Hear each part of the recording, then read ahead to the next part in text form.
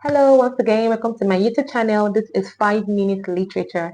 Today we'll be discussing fiction and non-fiction. If you are not aware of our procedures, please catch up on our last videos in order to understand what is going on here. If you are new here, you're welcome. And if you are stay light, please don't forget to like, share, and subscribe. Don't forget to comment on this thing. And if you have any questions that you feel like I need to explain or we need to discuss, please drop it down in the comment section below. So let's dive into this. Have you heard of Harry Potter? Have you heard of Lord of the Rings, Lord of the Flies? Have you heard of Gulliver's Travel? Now, these are stories that I would call imaginary, stories that are invented, right? Fictional stories are written literature that consists of invented or imaginary stories, characters, and events rather than factual account. For instance, if I talk about the Nigerian Independence Day, that is a factual account because it actually happened. In our last video, I discussed about the importance of oral and written literature, how it's important to document occurrences or happenstances in order to make reference to it. Now, non-fiction literary work of art are majorly used for this type of opinion of this type of work. But for fictional story, they are basically used to entertain, right? Non-fiction are factual, they are fact, they are history, it actually happened, but they are presented beautifully so that we can understand. So is it possible to have elements of non-fiction, that elements of real life human experience in a story that was actually made up? Yes.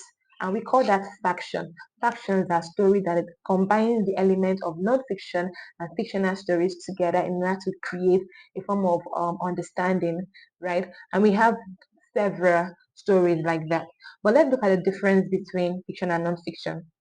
When it comes to truth, fiction is invented imaginary. That is to say that it is not entirely true. In fact, it is 80%. If I want to put it down to a percentage, it's 80% false because of the fact that there is an agenda attached to it, right? There is a motive attached to it that the writer or the author is trying to achieve at the end of the story. When it comes to nonfiction, we are not looking at the end of the story. We are looking at what actually happened. What actually happened in this event. And these characters, when it comes to fiction, are invented. They can see a man with two heads and three tails behind him. Does he exist in real life? No, but you can hear words like metaverses, meta words, right? In stories, these are words that are beyond the human natural experiences or natural universe or natural state, right? Or natural place. But when it comes to nonfiction, we are dealing with real people, right? When it comes to now, the purpose of writing a fiction story is just to entertain and also to at least bring in a resemblance of the human experience into the invented story so that human can relate to it and easily understand. So concept like family, concept like marriage, concept like procreation, these are elements that are natural to the human lives, and they are they are also included in fiction so that we, when we are watching and seeing it, we can also relate to it.